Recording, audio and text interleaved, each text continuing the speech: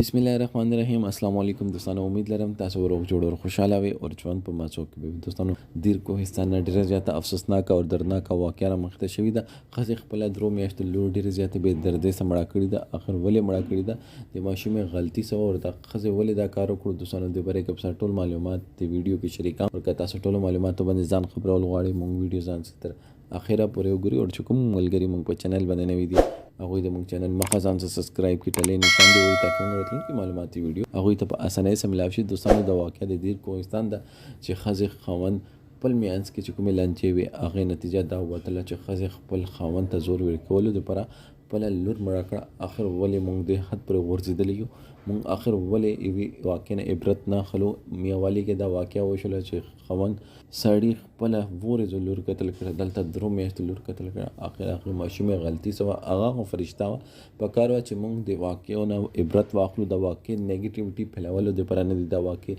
صرف اور صرف عبرت دپاره دی چې موږ ته عبرت واخلو چې تاسې حیوانان هم موږ په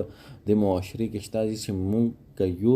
ورځ لور مړه کوي نو بل درو میاشتو مړه کوي دا ولې آخر ولې دومره ظلم راخاصه ظالم خو فرعون خو هغه انصاف کولو کم از کم خپل بچیو څخه خو انصاف تاسو کول چې کنه خدا پر رضا باندې خو راضي کیدل چې کنه خزه خوند میاس کې کومه خزه خوند چې مونږ اصل کې مونږ ته اړ پاتې نه چې خزه خوند حقوق څه دي او خوند خزه باندې خزه خوند باندې څه حقوق دي اټو مونږ ته دې خبرې پاتې نه مونږ جاهلان مونږ صرف کتابي خبرې اوریدلې دي مونږ اړو دین طرف ته لاړ نه مونږ سیرت نبوي اړو کتلې نه دي که مونږ سیرت نبوي کتلې مونږ دین سټډي کړي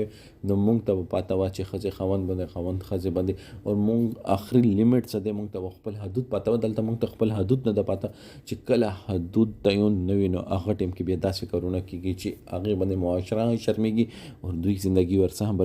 بربادي ولې دوی ته دا پاته نه لګي چې دې چیز کې خیر نشته نن پورې چې چا خیر کتل دي اوس که پچی غوچی غوجاړي نو څه فائدہ نشته دوستانو تاسو دې باره کې سره دا کمنټ سیکشن کې خپل رائے اظهار ضرور وکړئ والسلام